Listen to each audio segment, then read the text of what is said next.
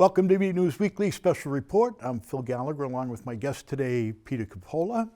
Peter is a member of the Historical Commission and the Historical Society, and he's also Burlington's resident gardener at the community garden down behind the Francis Wyman. Yep. Okay, and our subject today is the Revolution and the semi-sesquicentennial anniversary of the country's independence.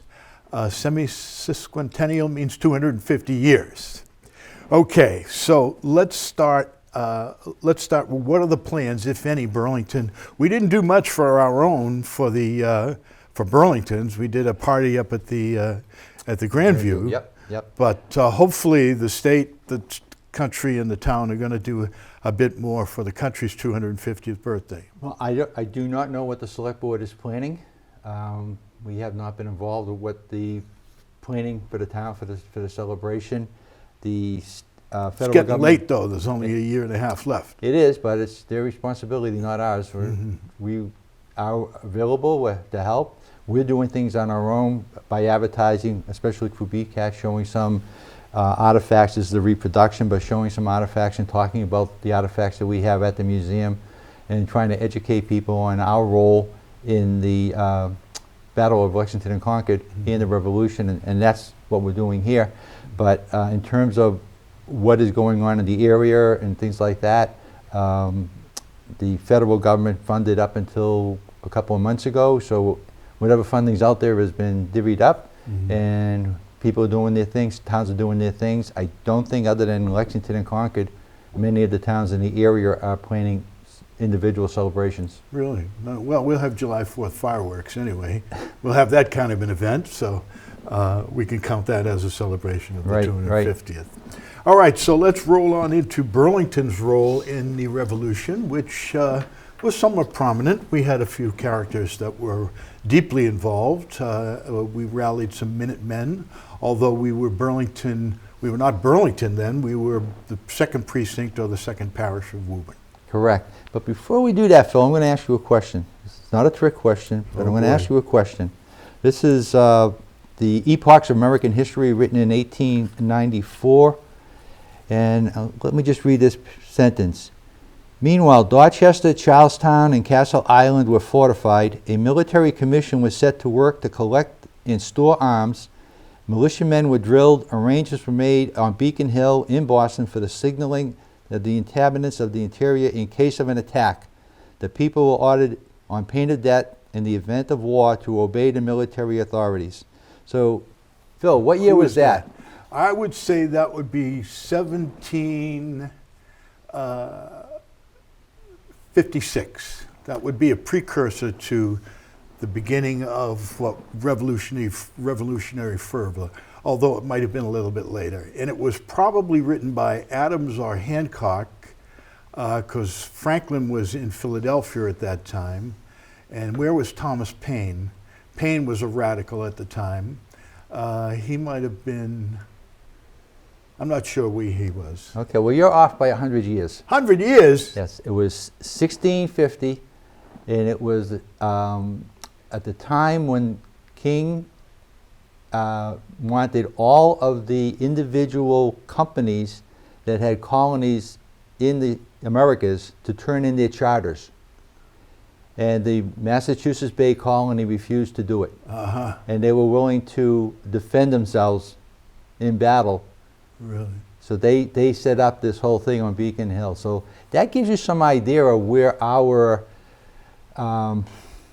DNA for wanting freedom and not having being submissive to the mother king. Country. Well, that's interesting because Thomas Penn of Pennsylvania never gave up his charter. Well, and it turns out Boston didn't either. Yeah, right. Well, Penn was a favorite of Parliament, so he had big arguments with Ben Franklin about paying taxes. He didn't want to pay taxes. He owned all the land, but he didn't want to pay taxes. Sounds like some of our guys around here. Today, yes, exactly. They didn't have an abatement process back in those days, though. So anyway, when I started doing the research, I went over to the archives in Woburn. They have all the newspapers dating back to the early 1700s. And I found a little paragraph in March of 1875. And in this paragraph, Hold on one second. Christopher, roll up that, would you? This would be page... Attending the celebration, that would be my second slide. Okay, well, it's very difficult to read, but we'll tell you what's on it. Go ahead, Peter. Right. So going through the Rolodexes and looking at the newspaper articles, I came across just a little paragraph in one of the newspapers talking about the Select Board petitioning the Commonwealth to raise $339 to fund participating in the centennial celebration of the Battle of Lexington and Concord. Now that you had to petition the legislature in those days to raise your own taxes. Exactly. Huh? So what we have here is actually the 1876 expense report that was put into the town's annual report. So we know exactly where the money went, which was kind of neat. Read a few of the items too, and the cost. Just stabling 46 horses for 3 days is $34.50.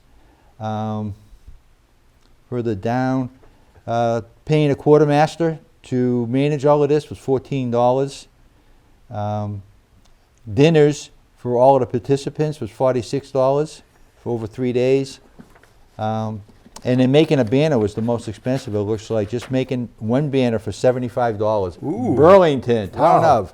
Well, it's interesting here that the actual cost was $342.44, but there was a very generous contribution from C.O. Eaton of $2.50. Put us over the top. So they weren't very active in fundraising, apparently, in those days. No. And then in preparation, I have given this presentation in a couple of places, so in preparation for going into the discussion, I just try to orient people to the fact that if you do a lot of research on the Battle of Lexington and Concord and you also say Burlington, nothing comes up. Yeah, we weren't Burlington. Chris, could you put that slide back up so we can orient everybody where we are? Oh, no, the second one. I'm sorry. Next one. Next one. Okay. All right, there we are. So tell us where we are in that. There's Woburn and there's Burlington. You see Burlington Precinct 2 with some of the lines, penciled lines drawn in. So at that time we were Woburn. We were part of Woburn. We were an outlier. And we had already for about 70 years been arguing with Woburn to become a separate community. Well, we made several attempts to break off, right? We did. It was in 1733, 1774, 1782. We had several attempts. But Woburn, like every community, looked at us as a revenue stream. Yeah, right. They didn't want to give up that revenue. Why would they? Exactly. So moving forward, if I say Woburn, if I say Burlington Precinct 2, if I say Burlington, I'm talking about Burlington. Even though it's Precinct 2. Even though it's Precinct 2. So I felt that the galvanizing moment in moving up toward the Battle of Lexington and Concord and the start of the American Revolution was really the Boston Tea Party. Mm-hmm. There were activities, events that took place prior to, like the Boston Massacre. There were attempts with the Stamp Act and some other taxation. The Townsend Acts, sure. The towns pushed back on. The British pushed back on us. And after the Boston Massacre, the violence in Boston was so bad and the outrage throughout the colonies was so bad that the British actually pulled their troops out of Boston. They moved them to Canada and some to Connecticut. Mm-hmm. So there were no British troops in Boston after the Boston Massacre. Well, the interesting part about the Townsend Acts and the King, and actually the British in general, was that they wanted raw materials to be delivered from the colonies, manufactured in England, and then returned to the colonies, as opposed to allowing the colonies to have a manufacturing base of their own. That caused a great deal of concern, naturally, when you're paying when you're having cotton, fields and fields of cotton, and you got to send it out to England to get it made into linens. Exactly. And I'm not even, I don't want to go further back, but as everybody knows, it was the government, Parliament coming back to the colonies and saying, hey, we kicked the French and the Indians out of the colonies. You need to help subsidize our debt. Right. But what a lot of people don't know is back then, the individual communities and the individual colonies already were paying, not just with labor, but they were already paying taxes and funding the war. Right. So they were like, hey, we already gave you this money. Oh yeah, but we need even more. And oh, by the way, since you are more profitable because of all your raw materials, then you should help your mother country out by giving us more money. There's an interesting aside during that period of time too. Governor Hutchinson, after the Boston Tea Party, Governor Hutchinson had sent some letters to Parliament, to the King, that he was suggesting more force be used in the colonies to suppress the colonists. Well, Ben Franklin was the postmaster at the time, and he leaked those letters. At the time, he was he was the middle of the road. He was hoping for unification, wasn't a revolutionary. But he was called to London and went into the cockpit where Woburn, who was the prosecutor at the time, dressed him down dramatically for over an hour. Ben kept quiet, composed. But Franklin in his memoirs said that was the very moment he turned into a revolutionary. And the interesting bit of revenge that he had was that he had worn a blue velvet suit. Keep in mind, Ben was very affluent at that time. He wore a blue velvet suit to this dressing down, and he also wore that to the treaty, the Independence Treaty. So what goes around comes around. Exactly. And back then too, we still had our rabble rousers. When those taxes first hit, you had a 40-something-year-old Sam Adams who said not just no, but heck no, we're just not going to do it. So you already had a number of prominent people, especially the merchants, and ultimately rising to the top was John Hancock.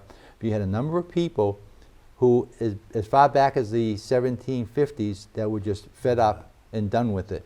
But again, I thought the galvanizing moment was when the Parliament tried to bail out the East India Company by allowing them to ship tea to the colonies without having to pay any taxes. And that kind of ticked off people like John Hancock, who subsidized his business with illegal trade. So he was already bringing in... They were smugglers. Right, exactly. So now you had the East India Tea Company even undercutting his prices. Yeah, but they were taxing the colonists for the tea. They weren't there was no import tax, but they were taxing the colonists. So John Hancock was fed up, and it was actually pretty much colony-wide that were upset with this whole thing with the East India Company. And that's why I included this letter from a British soldier in New York to the London newspapers, telling them that all of the colonies, including New York, Boston, and Philadelphia, were upset and threatening to do something, some kind of violence. And he was complaining that the New York militia was actually drilling daily. Practicing every day with 12 cannon. So he knew, he was saying something's going to happen, the powder horn. So what I did with this image, this painting, I don't know where it came from, but it's pretty clear. You can see who the leaders of the Boston Tea Party were, and that would be John Hancock and Sam Adams waving their hats saying, "Do it, boys." Again, interestingly enough, whenever it came time to get your hands dirty, they never did. Good politicians. Good politicians. They stoked the fire, they stoked the flames, but they stood back and let everybody else do the dirty work. Paine was another one too. His cry was "Give me liberty or give me death," and I forget the handbook he wrote.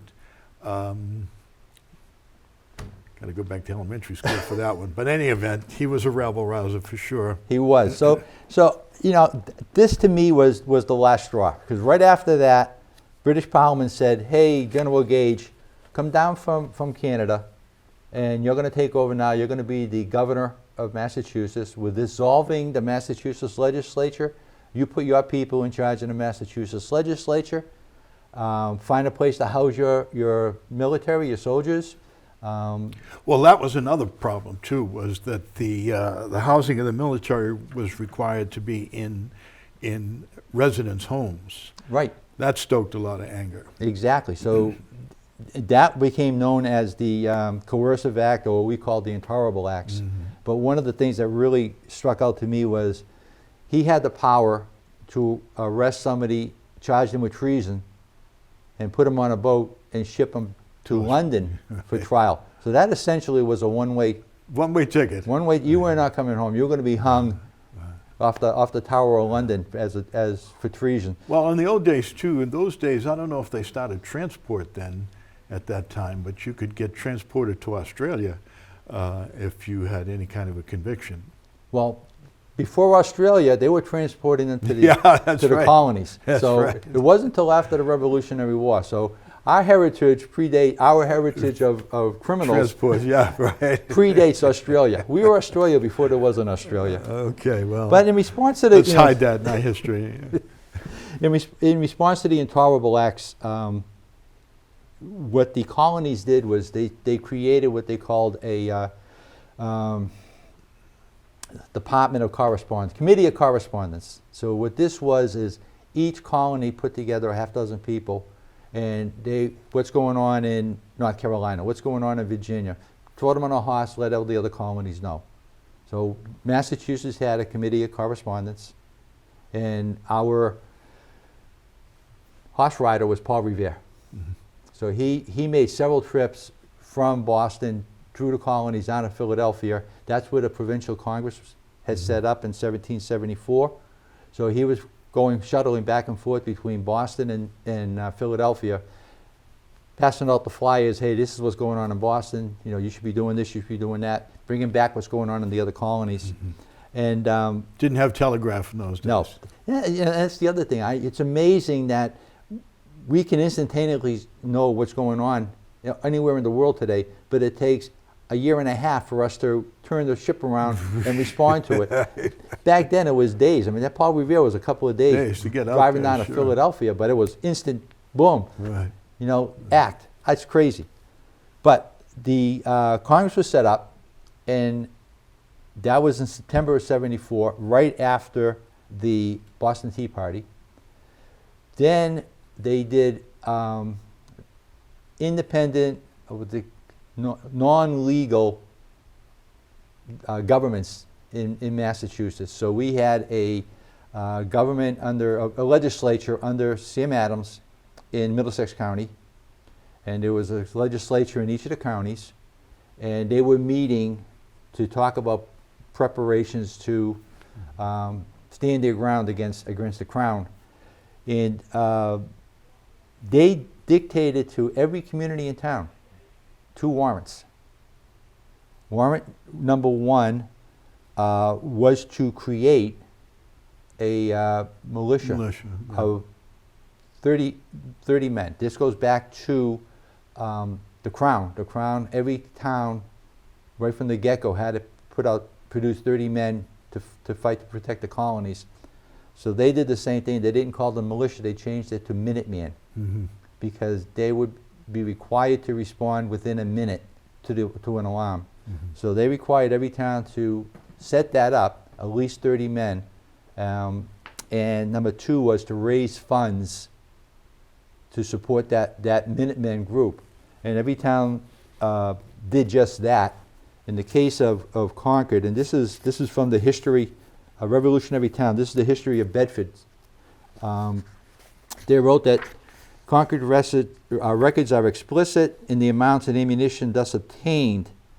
They voted to buy 420 pounds of powder, 500 rounds of ball, in addition to the town stock of ammunition, and a chest of good firearms, so that those towns that could not afford to do that could take advantage of Concord stock Right. to use for themselves. Well, that became the central problem for Gage. Because was that's the storehouse was in Concord, and he's going to go out there and find it, etc. exactly. So that's what happened when Gage came back.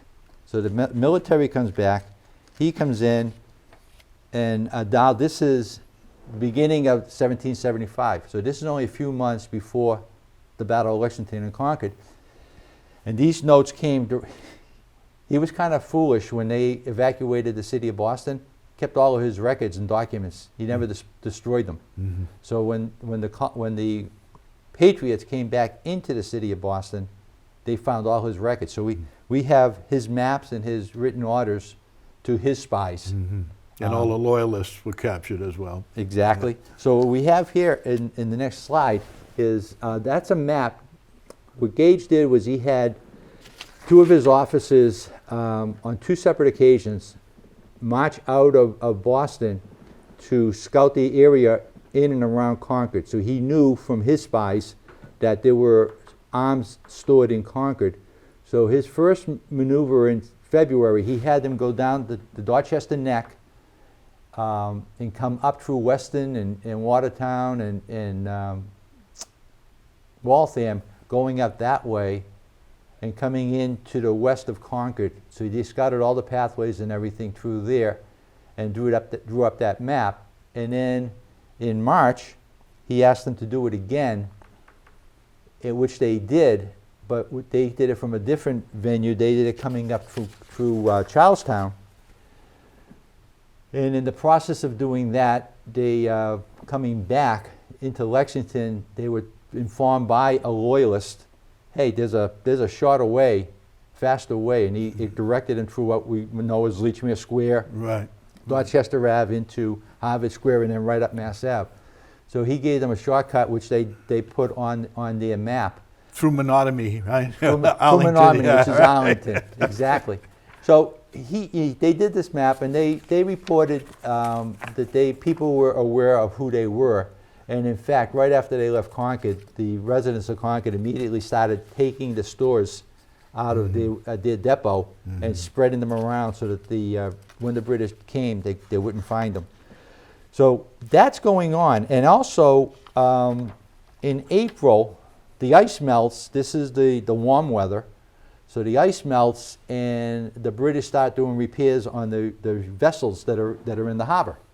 And one of the things is cleaning the hulls, but also cleaning the boats that were going back and forth, shuttling soldiers from the Navy and soldiers from the boats. So they congregated all the boats around one battleship. And Ship of the line. Ship of the line, and the Boston spy master, who was Dr. Warren, saw that. Now this is like April 5th. He saw that and he said, hey, something's up. And we already know from our spies that General Gage wants to get John Hancock and Sam Adams, who are hiding out in Concord. Yeah. So this is one if by land, two if by sea, This right? is 2 weeks before then. Yeah. This is 2 weeks before. So he immediately says, hey, something's up, Paul. One of my spies, Paul Revere, jump on a horse, go tell John Hancock and Sam Adams, be aware. Be scarce. So it turned out to be a false alarm. So they went out. He didn't raise the alarm so all the Minutemen came running, but he raised enough for alarm for people to say, oh, something's up. Be aware. Yeah. And it turned out to be a false alarm. Okay, so now a few days later, we start seeing the British soldiers getting dressed more smartly, walking around in the uniforms. Mustering. Yeah. Again, sets up the alarm. Paul, this is it, go. Another false alarm. So now it's a week later, and it's like, breathe, breathe, breathe. Yeah. But Boyle cried wolf. exactly. But when it became clear that this was the real deal, he had Dawes go out by Dorchester Neck, and he had Paul Revere go across to Charlestown. But he didn't signal them. He said, wait for my signal. So it wasn't until they actually saw the soldiers coming together and boarding the boats that they lit the lantern and they took off. Mm-hmm. So that is something that's not out there, but it was a Now, bunch of... Revere didn't make it all the way out, right? He was stopped. He wasn't captured, was he? But He was captured. He was captured, yeah. He reported, so now he's in Charlestown, and he gets the signal, but while he's waiting, the tavern owner said to him, earlier today there were a dozen or so British soldiers on horseback going out into the woods, so be aware that there's already some patrols out there. He said, okay, good to know.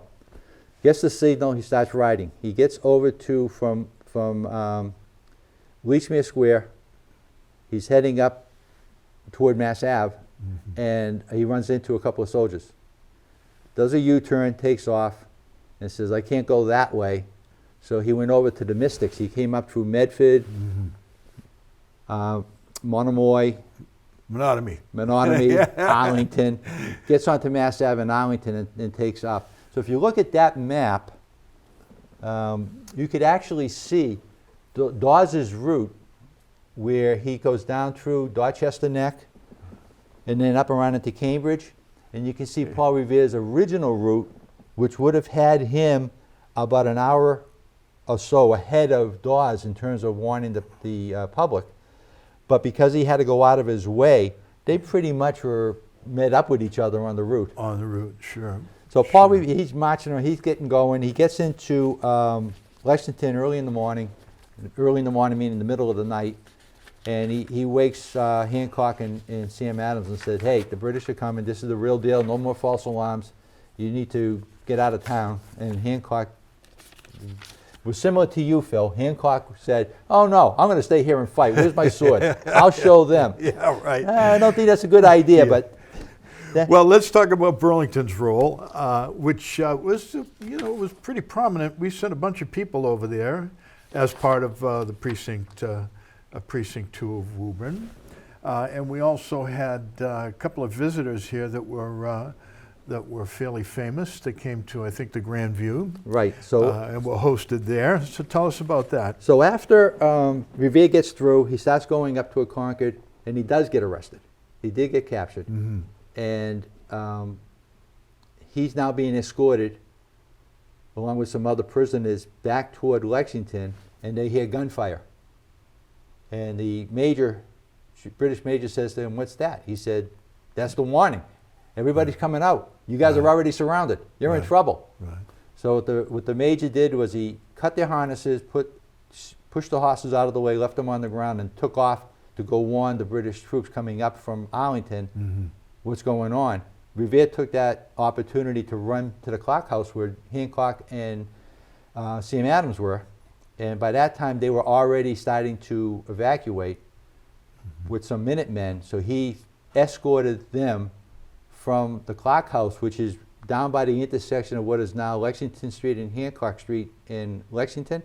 So from that house, they went up Adams Street and popped off the Middlesex Turnpike down by Burger King, took a quick left, and right now where Crate and Barrel is at the Burlington Mall was the Reed Farm and Sawmill. So they stopped there to catch their breath. Sam Adams said to the Minutemen and Paul Revere, hey, we left all of our documents back at the clock house. Can you go back and get those? And oh, by the way, there's a freshly caught salmon. Can you pick that up for our dinner?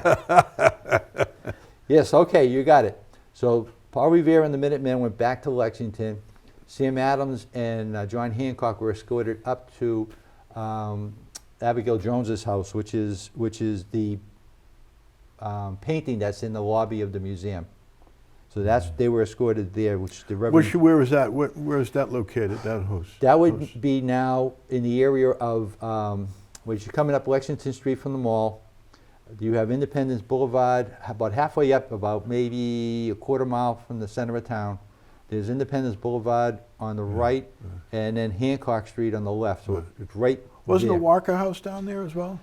What's the one we just lost a couple of years ago? Oh, that was closer to Mall Road. Yeah, okay. Yeah, that was further, much further down. This is just as you're going up the hill to the center of town. Okay, for a note for our viewers, if you want to, where am I, Chris? I'm over here. If you want to see this displayed very vividly in a display, a full wall-mounted display, you can go to the Concord Museum and you can see every aspect of the battle as it develops, as the British are leaving Boston and heading out to Concord. And then you can see from each different district the number of Minutemen that responded to the call. And what turned out to be 200 or 300 initially at the Battle of the Bridge turned out to be 1,800 or 1,900 that harassed the British on their way back to Boston. And we can talk about that battle. Who else have we got that we haven't mentioned here? Okay, so that's just one. Abigail Jones and Cuff Trot. Okay. The battle itself, Captain Joshua Walker, who was the grandfather of General Walker. The General Walker house is right at the Common, 2 houses up from the gas station on Bedford Street. So General Walker was a veteran of the French and Indian Wars, and he was a recognized leader not only as a militia leader, but he was also an elected official, if you will. It was one of the party of 10, a party of 7. These were the representatives from Woburn who participated in the county government under John Hancock. So he was an elected official and a military leader. He fought in the Battle of French and Indian Wars. He took the soldiers, the Minutemen, down from, I'm going to guess because of his location, I think he mustered his men going down Cambridge Street or maybe Wynn Street into Woburn Center, and then across from there over to Mass Avenue. Well, they marched down 128, right? Most of the militia, if you were on, say, the western side of Burlington, you were told go. So they just ran across the fields, across what is now Route 3 and the landmark parcel, right into Lexington. Right. So he didn't, because I'll explain that later, based upon some testimony. I think he mustered. They came down into Woburn Center, picked up more of the Minutemen, and then came up southeast of the Lexington Green. Mm-hmm. From Arlington, probably through that way. I think, yeah, Arlington, mm-hmm. Yeah. Mm-hmm. So the next person is Sylvanus Wood. Now he's a character. He's a definite character. If we had seen him today, he had a lot of bravado, like a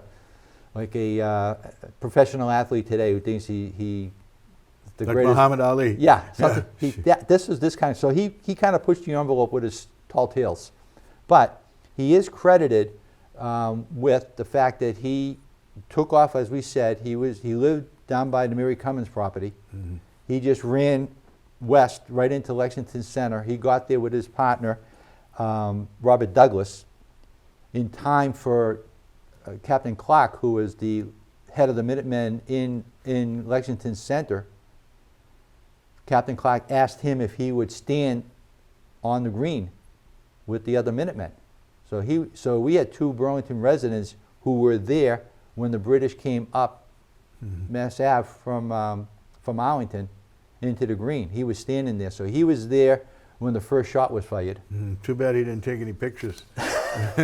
Well, I got a separate theory on who fired the first shot, but the point is he was there. So he was there for the opening volley of the start of the American Revolution, mm-hmm. which is kind of cool. The shot heard round the world. No, the shot heard round the world is Concord. Oh yeah, okay, at the bridge, yeah. But right. the actual first skirmish, the start of the Revolutionary War, was in Lexington. Right. So he broke up, went over the stone wall and tried to let the British go through, and then they composed themselves. While they were composing themselves, he came across a British soldier who was making a nature call, and actually captured him, arrested him, took his weapons away, gave them to another Minuteman, and then the British soldier he gave to another Minuteman who was taking him off. Yes. So he was credited with capturing the first British prisoner of war in the American Revolution. Burlington resident. James Reed. James Reed. Now he had the Reed ham work, right? And he also had the Reed's farm. Well, he was the descendant of that. The handwork was a relative, and that was at the other end of town. That Reed was had a up by farm. the Koshes. Right. Reed had a farm and a sawmill. What a lot of people don't know is that that area where the Crate and Barrel is now, and you would know better than I, you were in town at the time, but the town allowed the developer to relocate to Vine Brook. Yes. So where the Crate and Barrel was actually a little waterfall and moving water, Right. and Reed was able to set up a sawmill.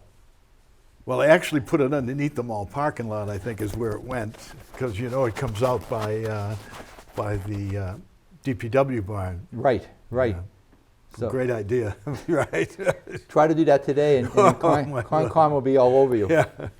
But Reed, so Reed went immediately, the call went up, he ran literally across the street. There was a road which ran what currently now is parallel with 128 South. So where Great Buy is, Best Buy is, Best yeah. Buy, that street ran up and over and right into, it came out down by what used to be Lexington Gardens in Lexington. And actually in that part of Lexington, it's still called Burlington Road. And it's Lexington Road on the way back, I think. Yeah, right. Well, there is no on the way back because it's gone. Oh, When they built Route 3, that little rotary at the end of Route 3, that little turnaround, that ate into what was that road. So that road disappeared. So if you went up from Best Buy, you get to the top of the hill, there's nothing. You can see the open land, but it used to go straight across. well, we So own 17 acres up there. we do, and someday do. we might do something with it. Someday we might put some elderly housing on there, but we'll see. So Reed ran across. It's owned by the Housing Authority, by the way. Well, that's nice. Maybe we Yeah. will do some housing. Maybe. When we're but we gave old it to enough them, for us? We gave it, yeah, we gave it to them in 1984, so I'm not sure that the wheels are turning very quickly. So Reed gets credited, how he gets there, and three prisoners are brought to him, one of them being the prisoner that Sylvanus Wood captured. He was given three prisoners that he escorted back to his farm and locked them up. And by the end of the day, he had 8 prisoners there. So some were captured on the way of the British going out to Concord, the rest were captured on the way coming back from Concord, and they were housed at the Reed farm. So Reed is credited with locking up the first British prisoners of war in the Revolutionary War. Right. The next day, there were so many prisoners, towns didn't know what to do, so the next day they decided, let's push them all up to Chelmsford and lock them all up in one place. That made sense, get them further away from Boston. Well, let's talk about the battle itself, and you have a recreation here of a Revolutionary era musket, and there's a couple of factors about this. First of all, you had to fill it with powder with a powder horn. Right. Then you have to ram a wad down in there, right, with the ram, and then you similarly rammed a bullet or a ball, a musket ball. Correct. So what you have is the flint where the firing action takes place and the trigger. And you had powder on the ball on the pin, flint, correct? Right. So that whole thing is called the lock. And where you ran the powder and tamped it down, and then the musket ball and tamped it down, this is the barrel of the rifle, and then the wood is the stock. So the expression lock, stock, and barrel come from this era. So this is a reproduction of a Brown Bess, which was a pretty popular musket at that time, and purchased by the Congressional Congress during the Revolutionary War. At the time of the Battle of Lexington and Concord, there were few of these. It was really everybody had their own muskets, one of which was from the French, captured during the French and Indian War, and then used in the battles. And we have that musket at the museum. It's on display at the museum. Well, the interesting thing about this conflict at that time was that it was two completely different methods of battle. The British used rank and file, where you because it took so long to load, you might have 3 ranks of riflemen, and the first guys would fire theirs. Then the second rank would come up. Well, the first rank went back and was reloading, and then the third rank, et cetera, et cetera.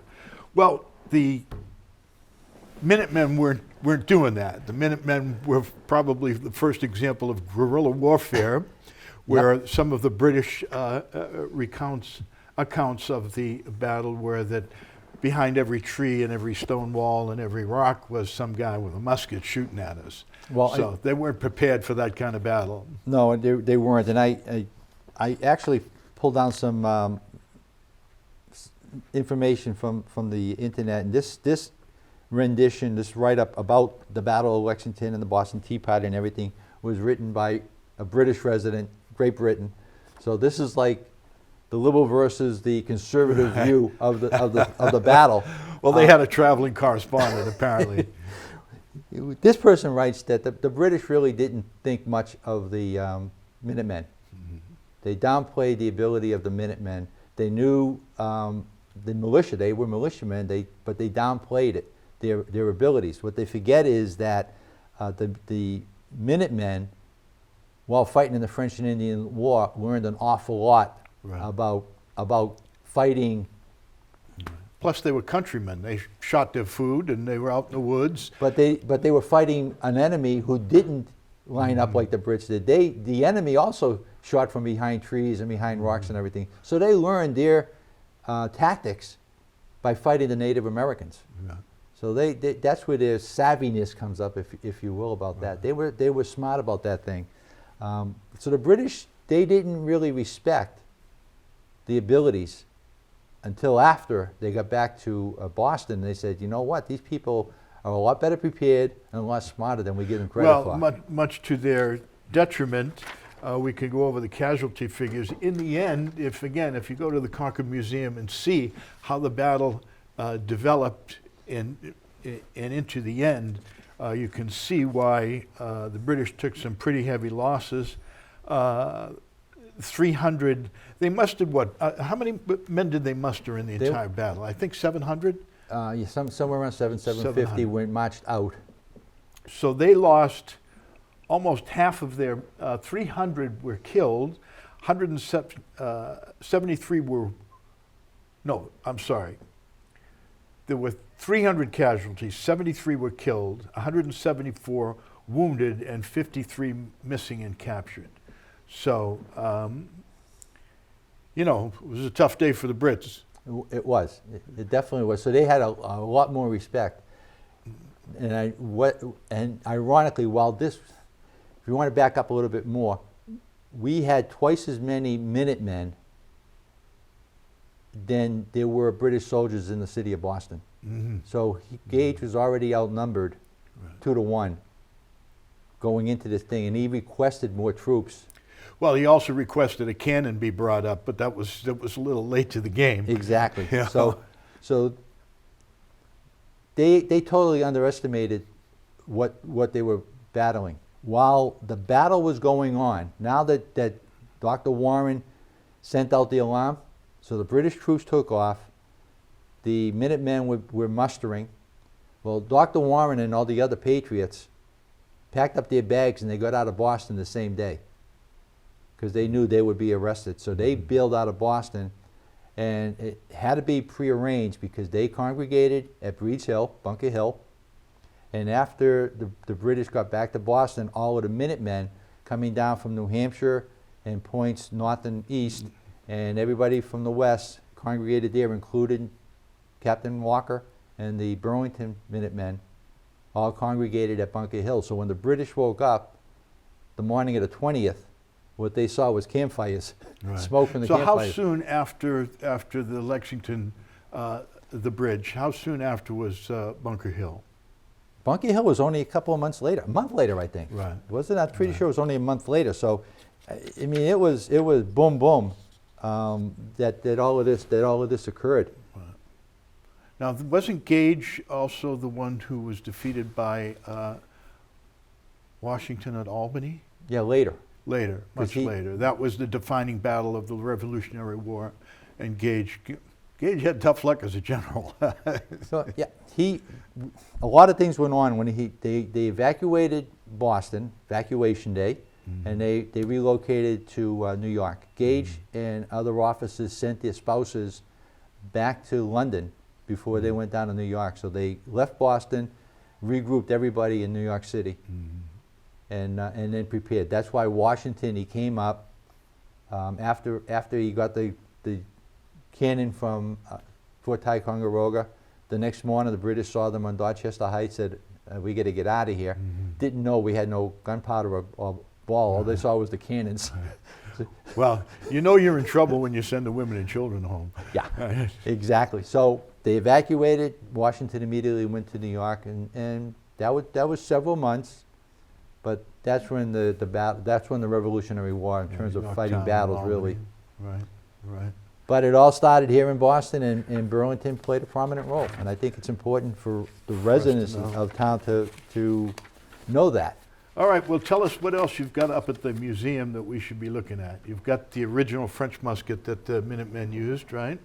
We do not have, unfortunately, history is a funny thing. And people say, why are you saving things? Why are you saving things? Well, when we go through the museum, most of our artifacts are pieces. They're things that we found excavating a site when a house was being built, and they hit, like in my case, my side yard was the dump pit for the farmhouse that was across the street. The McIntyre farm house is across the street from me. So my side yard is a bunch of bottles and cans and things like that. So that's the only stuff that we have. A lot of our artifacts went elsewhere. So to get a complete artifact, you're very fortunate. We had a prior member who was able to go to Woburn when they were rebuilding the new library. And Woburn said, we're getting rid of this stuff because we cannot specifically pinpoint this artifact to a Woburn resident. And they had a number of pieces that they knew were from Wynn Street in Burlington. That, again, don't know who's who, but we took those artifacts. So we have period pieces, a coffee grinder, a foot warmer, farrier's chisel for cleaning the hooves. The wagon. You got the wagon with the foot warmer in it, right? Yeah. Or is that the bottom warmer? I think it is. I'm not sure.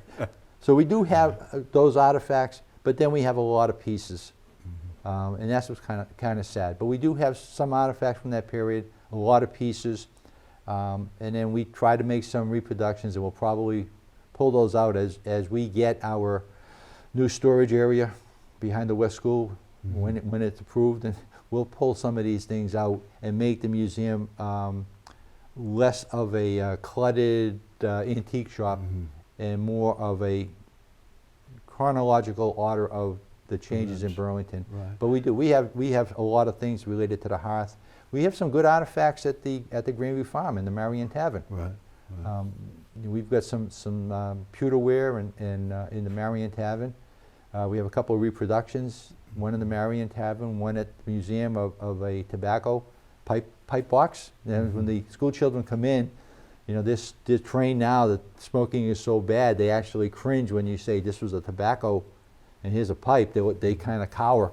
But back then, that was a big thing. Well, you've got the collection of the old tombstone etchings too that were done by Bob.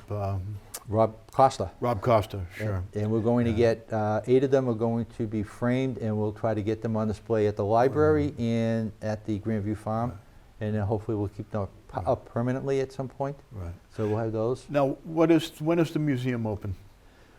The museum is, unfortunately, we're only a few people. Both and we kind of melted into each other. So the Historical Society and Historical Commission is pretty much the same group of people. So we don't have an awful lot, and this is a good time to, if you will, allow me to suggest that people join the Historical Society and they get to play with some of these things, because we definitely need the help. But because we only have a few people, we're scheduled about 8 times a year during the summer, spring through the fall. Then special events, and if there are individuals or groups who would like to see the museum, they can contact one of us and we'll open it for them to take a tour. Well, the Society has 5 or 6 programs a year, too, special events where they host various speakers. On Right, every Sundays. month. Every month. What we do for 11 months, Sure. we have a speaker and presentations. Right. So this was a presentation we did there. We did another presentation on colonial home building. Mhm. So we do have some talks. We do go to the schools if the schools want us out there. I'll bring some tools and demonstrate the use of tools and let the students try to use a brace or an egg beater drill or maybe a wood plane. We'll let them try to hand that. We had some 3rd graders did that up at Pine Glen last year. Okay, we've only got a few minutes left. Let's shift gears completely and give us an update on the community garden. The planting season's over, the harvest is in. What year is this for you at the garden? You took over after Frank, right? When Frank... Well, we had a long period. And that's actually you, Paul Raymond, Frank. At the Cementor property. Right, and then nothing happened. We had no garden for many, many years. And back in the late 2000 aughts, I approached the school department and we tried to find a place to put up a community garden. We actually did a town-wide plan, Sure. and we figured that we could put a half dozen lease plots at every school because we had the space at every school, and we were going to put something just immediately behind the Francis Wyman School and what is now the playground. We approached town meeting for some funding. That fell through, so nothing happened for a couple more years. And then I just happened to be walking home one time, cutting through the school, and I came out down by Laurel Lane, the dog leg. Saw in the that back field. lot. And we had all known, and you remember, Phil, back when we were trying to find fields when we were on the recreation. Commission, yeah. We needed a place to farm. And I said, wait a minute, nothing's going on here.